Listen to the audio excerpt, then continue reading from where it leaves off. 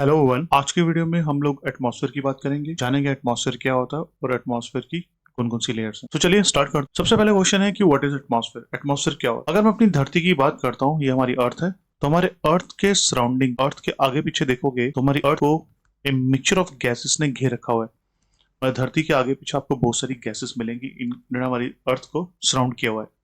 इसी mixture of gases को ही हम एटमॉस्फेयर कहते हैं। अब आपको क्वेश्चन होगा, सर ये गैसेस जो है हमारी धरती के साथ क्यों चिपकी हुई है, ये धरती के साथ ही क्यों अटैच है? उसका रीजन ये है ग्रेविटी। ग्रेविटी की वजह से ये जो गैसेस हैं ये हमारी धरती के साथ ही अटैच्ड हैं। जैसे जैसे हम अपनी धरती से दूर जाते जाएंगे, ये सारी गैसेस स्पेस में लीक हो जाएंगी। अगर हम बात करते हैं एटमॉस्फेयर की, एटमॉस्फेयर का क्या फायदा है, तो जो एटमॉस्फेयर है ये हमें प्रोटेक्टिव लेयर प्रोवाइड करता है। आज के टाइम पे अगर हमारी धरती पे लाइफ एग्जिस्ट कर रही है तो just because of atmosphere. Atmosphere है तभी हमारी लाइफ एग्जिस्ट कर रही है, क्योंकि बाकी जो प्लैनेट्स हैं वहां तो एटमॉस्फेयर नहीं है। एटमॉस्फेयर की अगर और बात करें तो एटमॉस्फेयर हमें सूरज की हार्मफुल रेडिएशन से भी बचाता है, क्योंकि एटमॉस्फेयर जो ओजोन लेयर मिलेगी जो हार्मफुल रेडिएशन से हमें प्रोटेक्ट करेगी। अगर मैं बात करता हूँ एटमॉस्फेयर की, तो एटमॉस्फेयर में आपको ओजोन लेयर मिलेगी जो हार्मफुल रेडिएशन से हमें बचाएगी। एटमॉस्फेयर हमें एक्स्ट्रा टेरेस्ट्रियल ऑब्जेक्ट से बचाता है, जैसे कि मेट्रॉइड्स हो गए। स्पेस में बहुत सारे पत्थर, जब मेट्रॉइड्स जिन्हें हम कहते हैं, वो घूमते रहते हैं। और उनमें से कुछ जो मेट्रॉइड्स हैं या मीटियोर्स जो हैं वो धरती की तरफ आते हैं। वो धरती के ऊपर गिरें इससे पहले हमारी कुछ धरती के ऊपर लेयर्स हैं, एटमॉस्फेयर में कुछ लेयर्स हैं। उन लेयर्स में जब वो एंटर करते हैं तो ड्यू टू फ्रिक्शन वो जल जाते हैं। तो ये सारे बेनिफिट्स हमें एटमॉस्फेयर प्रोवाइड करता है। अब हम क्या करेंगे, अब हम ये देखेंगे कि जो एटमॉस्फेयर है वो बना कैसे, कंपोजिशन ऑफ एटमॉस्फेयर क्या है। अगर मैं कंपोजिशन ऑफ एटमॉस्फेयर की बात करता हूँ तो एटमॉस्फेयर जो है हमारा, वो गैसेस से, वेपर से और पार्टिकुलेट मैटर से बना है। अगर मैं गैसेस की बात करता हूँ तो हमारे एटमॉस्फेयर में सबसे ज़्यादा जो गैस अवेलेबल है वो है नाइट्रोजन, वो 78% रहेगी।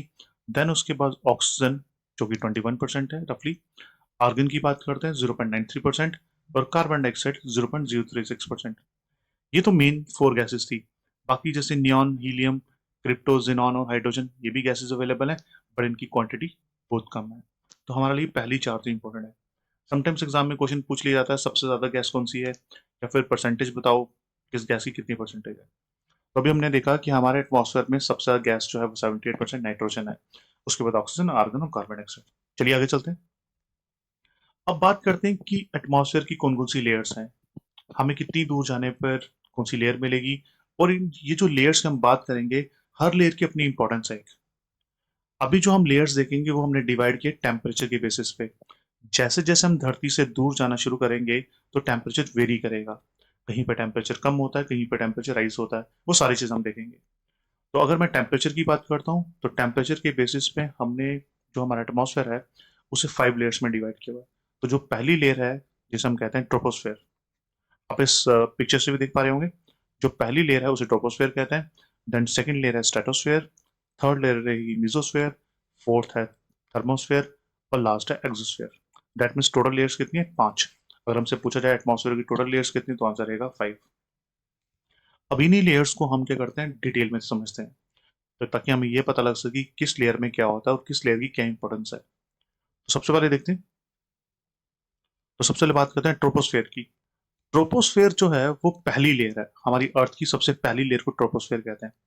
अब मान लो ये हमारी अर्थ है, तो अगर मैं अर्थ को यहाँ ड्रा करता हूँ तो अर्थ पे यहाँ पे इक्वेटर ले लेते हैं, 0 डिग्री इक्वेटर। अगर मैं इक्वेटर से ऊपर की तरफ, स्पेस की तरफ अगर 18 किलोमीटर मूव करता हूँ तो मुझे ये पहली लेयर मिलेगी जिसे कहते हैं ट्रोपोस्फेयर। तो अगर हम यहाँ पे ड्रॉ कर लेते हैं, ये देखिए, रफली रफली जो ट्रोपोस्फेयर है वो धरती से 18 और 20 के बीच में आपको मिलेगी। 18 से 20 किलोमीटर के बीच में आपको कौन सी लेयर मिलेगी, ट्रोपोस्फेयर। यहाँ पे इस वाले पिक्चर में आप देख भी पा रहे होंगे, ये ट्रोपोस्फेयर है। अब ट्रोपोस्फेयर जो है ये वेरी करता है, इसकी जो लेंथ है वो वेरी करेगी। अगर हम लोग इक्वेटर पे हैं तो नियर अबाउट इसकी जो लेंथ होगी वो 18 किलोमीटर होगी। अगर हम पोल्स पे हैं तो पोल्स पे मैक्सिमम जो लेंथ रहेगी वो 8 किलोमीटर रहती है। उसका रीजन ये है कि इक्वेटर पे सन की रेस ज्यादा पड़ती है, तो इक्वेटर वाला एरिया ज्यादा गर्म होगा। अगर एरिया ये ज्यादा गर्म होगा, यहाँ पे जो हवा होगी वो गर्म होगी, और गर्म हवा को ज्यादा ऊपर जाना पड़ेगा। यहाँ पे ज्यादा ऊपर जाना पड़ेगा, ऊपर अपने जो वेपर्स हैं, जो वाटर वेपर्स हैं, उन्हें कंडेंस होने के लिए। और साथ में इक्वेटर पे ग्रेविटी कम होती है।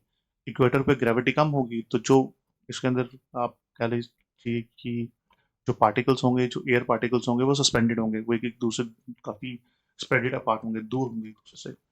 तो उन्हें काफी डिस्टेंस ट्रेवल करना पड़ेगा कंडेंस होने के लिए, काफी ऊपर जाना पड़ेगा, तो यहाँ पे डिस्टेंस ज्यादा ट्रेवल करना पड़ेगा। अगर मैं पोल्स की बात करता हूँ, ये वाले इलाके की पोल्स में, तो पोल्स में क्या ग्रेविटी ज्यादा है, क्योंकि सेंटर ऑफ द अर्थ है यहाँ पे। तो पोल्स में ग्रेविटी होने की वजह से क्या होगा, जो गैसेस हैं वो नीचे की तरफ आएंगी, वो ग्रेविटी उन्हें ज्यादा होल्ड करके रखेगा।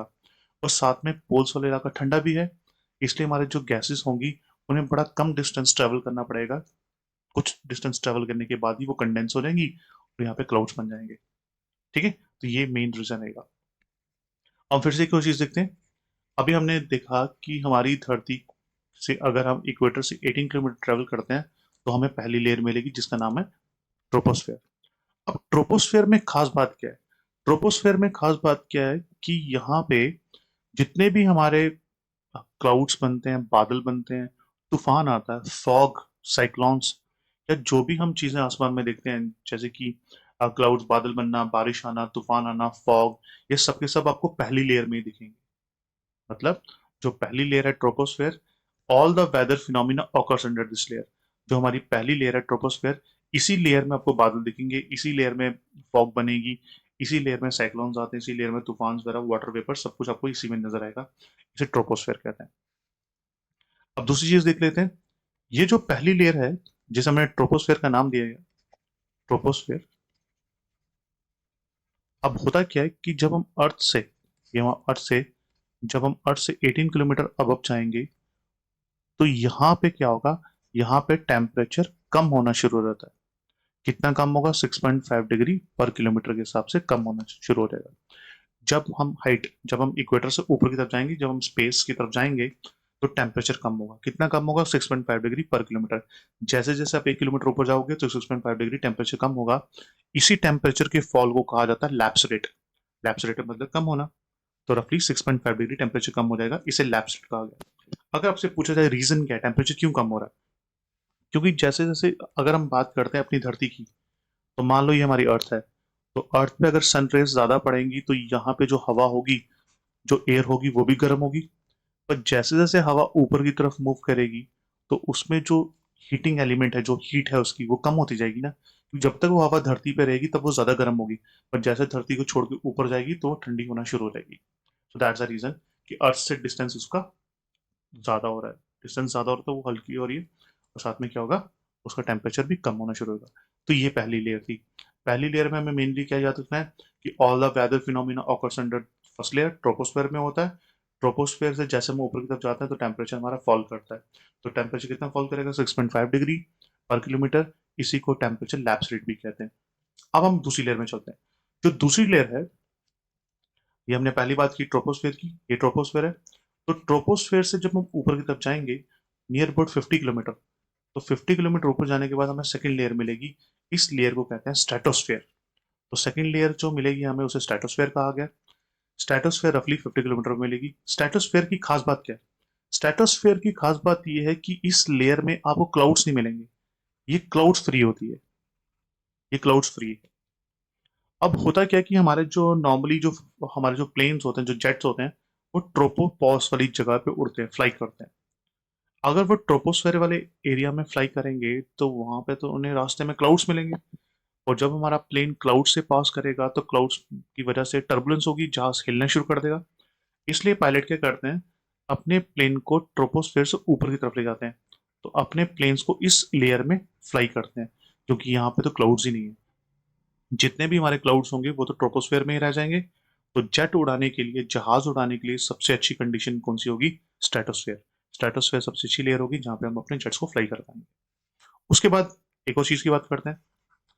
अब नेक्स्ट चीज की बात कर रहे हैं तो स्ट्रेटोस्फेयर में हमें एक और लेयर देखने को मिलेगी स्ट्रेटोस्फेयर के अंदर ही। उस लेयर को कहते हैं ओजोनोस्फेयर। इसका मतलब ये हुआ कि हमें स्ट्रेटोस्फेयर में ओजोन लेयर देखने को मिलेगी, जो रफली 15 से 35 किलोमीटर के बीच में मिलेगी आपको ओजोन लेयर। जैसे आप हमें सबको पता ही है कि ओजोन लेयर क्या करती है, जो सन की हार्मफुल रेडिएशन है, यूवी रेडिएशन, उसे हमें प्रोटेक्ट करती है। जो भी सन की हार्मफुल रेडिएशन आती है वो ओजोन लेयर ट्रैप कर लेगी। तो ओजोन लेयर की ये खासियत है। अब दूसरी चीज, ओजोन लेयर की होने की वजह से, ओजोन लेयर जो है वो गैसेस को ट्रैप कर लेती है। तो ओजोन लेयर होने की वजह से इस स्ट्रेटोस्फेयर में यहाँ पे टेम्परेचर बढ़ना शुरू हो जाएगा, यहाँ पे टेम्परेचर बढ़ेगा, टेम्परेचर बढ़ेगा।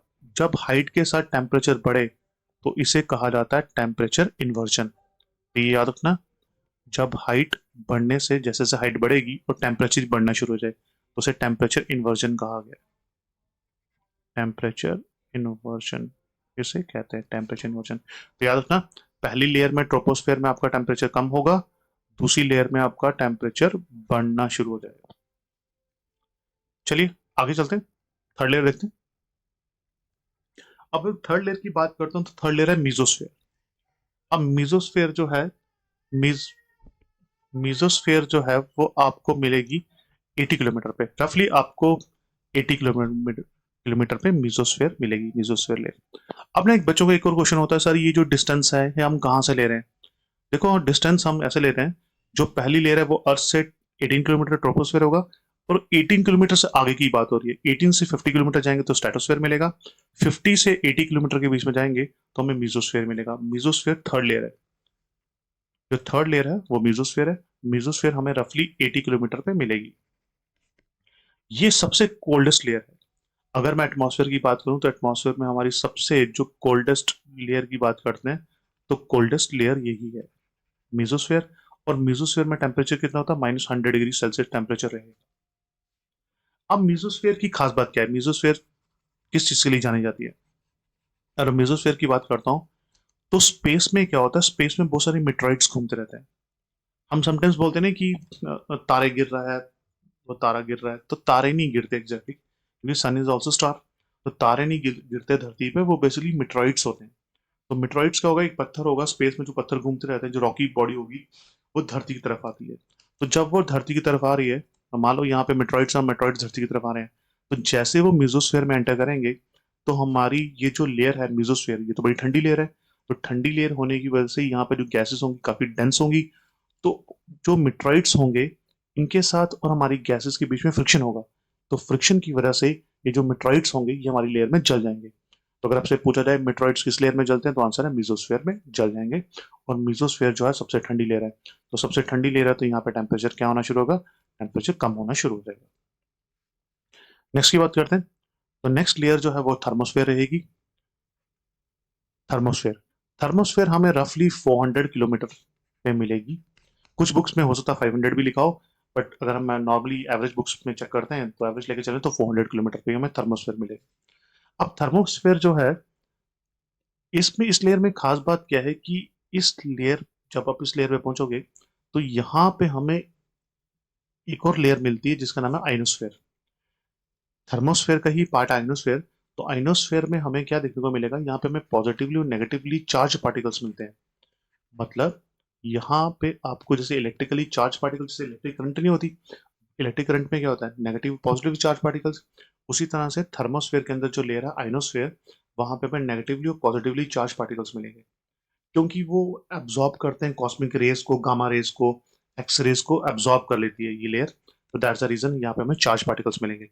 अब ये जो चार्ज पार्टिकल्स होंगे इसे हम आइनोस्फेयर कहते हैं, इस लेयर को। इसका फायदा क्या होता है कि जो रेडियो कम्युनिकेशन है, जो रेडियो कम्युनिकेशन है वो इस लेयर में पॉसिबल होती है। अगर मैं एग्जांपल लेके करूँ तो मान लो कि हमारे पास कोई, हमने सिग्नल ट्रांसमिट किया, तो हमारे पास यहाँ पे ट्रांसमीटर है, हमने कोई सिग्नल ट्रांसमिट किया, तो सिग्नल ऊपर जाएगा, इस लेयर से टकरा के रिसीवर के पास पहुंच जाएगा। जैसे हमारे कोई न्यूज चैनल देख लेते हैं, या फिर कोई, या फिर रेडियो, जो जैसे रेडियो एफएम वगैरह जो भी है, वो सिग्नल को ट्रांसमिट करेंगे और इस लेयर से टकरा के वापस आपके रिसीवर पे आ जाएगा। तो अगर आपसे पूछा जाए रेडियो कम्युनिकेशन कौन सी लेयर में पॉसिबल होती है, तो आंसर थर्मोस्फेयर, क्योंकि थर्मोस्फेयर में आइनोस्फेयर भी, तो आइनोस्फेयर भी सही रहेगा। और चीज की बात करते हैं, अगर मैं थर्मोस्फेयर की बात करता हूँ तो यहाँ पे जो इंटरनेशनल स्पेस स्टेशन होते हैं, जो इंटरनेशनल स्पेस स्टेशन होते हैं वो भी यहीं पे प्लेस किए जाते हैं। इंटरनेशनल स्पेस स्टेशन बेसिकली घर सॉर्ट ऑफ होते हैं। एक घर सॉर्ट ऑफ होगा जो स्पेस में हमने फिक्स किया होगा। उसमें अगर हमारे एस्ट्रोनॉट स्पेस में जाते हैं, अगर उन्हें लंबे समय तक कोई मिशन करना है, जैसे लाइक 6 महीने, 7 महीने, 8 महीने स्पेस में ही रहना है, तो वहाँ पे उनके रहने की पूरी फैसिलिटीज होनी चाहिए, उनके पास खाना होना चाहिए, ऑक्सीजन होनी चाहिए, वो सारी चीज़ें इंटरनेशनल स्पेस स्टेशन में होती है। तो इंटरनेशनल स्पेस स्टेशन कहाँ पे प्लेस किया जाएगा, ये देखो, अगर आप ये पिक्चर देख पा रहे हो, तो इंटरनेशनल स्पेस स्टेशन जो है वो इस वाले सॉरी ये वाला जो प्ले एरिया है यहाँ पे थर्मोस्फेयर में प्लेस किए जाते हैं। और थर्मोस्फेयर की बात करता हूँ, आयनोस्फेयर की बात करूँ तो यहाँ पे आपको अरोरास भी देखने को मिलते हैं। अब हम देखते हैं ये चीजें। सबसे पहले अगर मैं अरोरास की बात करूँ तो आपको कुछ इस तरह से ये बड़ी ही ग्रीन रेड ब्लू कलर की बड़ी इंटरेस्टिंग लाइट्स आपको देखने को मिलेंगी, जिन्हें अरोरास कहा जाता है। ये आइनोस्फेयर में ही देखने को मिलती है। अगर आप ये जानना चाहते हैं कि ये अरोरास क्यों बनते हैं, तो अरोरास बेसिकली क्या होता है कि जब सोलर फ्लेयर्स, जब सन में तूफान आता है तो वहां से चार्ज पार्टिकल्स हमारी धरती की तरफ आते हैं। तो जो चार्ज पार्टिकल्स जब भी हमारे एटमॉस्फेयर में एंटर करेंगे, तो due to friction between different gases, तो हमारी गैसेस के बीच में फ्रिक्शन होता है, तो उसकी वजह से ये डिफरेंट लाइट बनती है। ये जो लाइट है आपको, ये जो लाइट है हमारी अरोरास वाली, ये सिर्फ नॉर्थ पोल और साउथ पोल में देखने को मिलेगी। मतलब आपको अर्थ के ऊपर हर जगह नहीं देखने को मिलेंगे अरोरास। अरोरा आपको दो जगह ही मिलेंगे, एक नॉर्थ पोल में और एक साउथ पोल में। अगर मैं नॉर्थ पोल की बात करता हूँ, ये जैसे कि अलास्का हो गया, नॉर्वे हो गया, यहाँ पे आपको ये लाइट देखने को मिलेगी, और वहां पे इनका नाम होता है नॉर्दर्न लाइट। और जब आपको साउथ में ऑस्ट्रेलिया वाली जगह पे ये अरोरास देखने को मिलेंगे, तो वहां बोला जाता है ऑस्ट्रेलियन बोरियोलिसिस। तो बाकी मैं रीजन तो बता ही चुका हूँ। रीजन इसका क्या है? ड्यू टू फ्रिक्शन, हमारी जो गैसेस हैं सोलर फ्लेयर्स के साथ फ्रिक्शन होता है, तो उसकी वजह से ये लाइट्स बनती है अरोरा से। और नेक्स्ट देख लेते हैं स्पेस स्टेशन। मैं स्पेस स्टेशन की बात कर रहा था। ये जो स्पेस स्टेशन है, ये स्पेस स्टेशन हमें देखने को मिलेगा, इसे थर्मोस्फेयर में प्लेस किया जाता है। तो उसमें आप देखोगे काफी बड़ा स्पेस स्टेशन है, इंटरनेशनल स्पेस स्टेशन नाम है इसका। चाइना भी अपना स्पेस स्टेशन बना रहा है, और इंडिया भी 2030 तक अपना स्पेस स्टेशन बनाएगा, ताकि हमारे जो एस्ट्रोनॉट है वो स्पेस में जाएं और एक्सप्लोरेशन कर पाएंगे। तो इसे कहा जाता है इंटरनेशनल स्पेस स्टेशन। और हमारी जो सैटेलाइट्स होती हैं, लो अर्थ ऑब्जर्विंग सैटेलाइट, जैसे कि जो अर्थ को ऑब्जर्व करती हैं, तो उन सैटेलाइट्स को भी थर्मोस्फेयर में प्लेस किया जाता है, नियर अबाउट 4 या 500 किलोमीटर अबव द अर्थ। तो उन्हें थर्मोस्फेयर के बीच में प्लेस करते हैं। ठीक है, जो लो अर्थ ऑर्बिट सैटेलाइट होती है। बाकी जो कम्युनिकेशन सैटेलाइट्स होती है वो तो 36,000 किलोमीटर दूर होगी, जिसे हम जियो स्टेशनरी या जियो सिंक्रोनस ऑर्बिट भी कहते हैं। मैं अर्थ ऑब्जर्विंग सैटेलाइट्स की बात कर रहा हूँ, जो अर्थ ऑब्जर्वेशन में काम आती है, या फिर जैसे कि जीपीएस सैटेलाइट, जो ग्लोबल पोजिशनिंग सैटेलाइट्स होती हैं, जिसके थ्रू हमारा जीपीएस चल रहा है, वो सारी सैटेलाइट जो होंगी वो हम यहीं पे प्लेस करेंगे थर्मोस्फेयर वाली जगह में। नेक्स्ट लेयर की बात करते हैं। तो नेक्स्ट लेयर जो हमें मिलेगी उसका नाम है एक्सोस्फेयर। अब एक्सोस्फेयर की बात करते हैं। अगर आप यहाँ पे देख पा रहे होंगे तो पहली लेयर हमने ट्रोपोस्फेयर अभी डिस्कस किया, second layer stratosphere, third layer mesosphere, fourth thermosphere, और लास्ट है एक्सोस्फेयर। जो एक्सोस्फेयर है वो upper most layer of the atmosphere है। इसकी जो लेंथ है, लेंथ की बात करूं तो ये 400 से अबव जाएगी। ये 400 से नियर अबाउट 10,000 किलोमीटर तक इसकी रेंज रहेगी। ये 4,000 से 10,000 किलोमीटर की रेंज रहती है। और जो हमारी गैसेस हैं, जैसे कि हाइड्रोजन हो गया, हीलियम हो गया, और बाकी जो सारी गैसेस हैं, वो तो यहाँ पहुंचते पहुंचते नियर अबाउट आप कह लो कि नेग्लिजिबल अमाउंट में ही मिलेंगी। और जो थोड़ी बहुत गैसेस बचेंगी, जैसे हाइड्रोजन, हीलियम, वो भी स्पेस में लीक हो जाएंगी। दैट मीन्स जैसे ही एक्सोस्फेयर क्रॉस करोगे आप, तो स्पेस स्टार्ट हो जाएगा। या फिर एक्सोस्फेयर जो लेयर है वो कोइंसाइड करती है स्पेस और एटमॉस्फेयर के बीच में। तो लास्ट लेयर एक्सोस्फेयर थी। अब यहाँ पे मैं एक और कुछ और इन्फॉर्मेशन ऐड ऑन कर देता हूँ। अगर आप इस पिक्चर को देख पा रहे होंगे तो यहाँ पे आपको एक लाइन दिखेगी, कर्मन लाइन। ये कर्मन लाइन काफी इंपॉर्टेंट है। ये कर्मन लाइन क्या होती है? कर्मन लाइन बेसिकली धरती से 100 किलोमीटर अब आपको ये लाइन मिलेगी। तो जोग्राफर्स और या साइंटिस्ट का कहना है कि हम इसे कंसीडर करते हैं as a boundary between earth and atmosphere, sorry between space and atmosphere. मतलब कर्मन लाइन जैसा आप क्रॉस करोगे तो वहां से स्पेस स्टार्ट हो जाएगा। तो ये स्पेस, आउटर स्पेस यहीं से स्टार्ट हो जाता है। यहाँ से ये कर्मन लाइन है, जैसे कर्मन लाइन हम क्रॉस करेंगे तो यहीं से स्पेस स्टार्ट हो जाएगा। कर्मन लाइन के नीचे एटमॉस्फेयर रहेगा, कर्मन लाइन क्रॉस करते आपका स्पेस स्टार्ट हो जाएगा।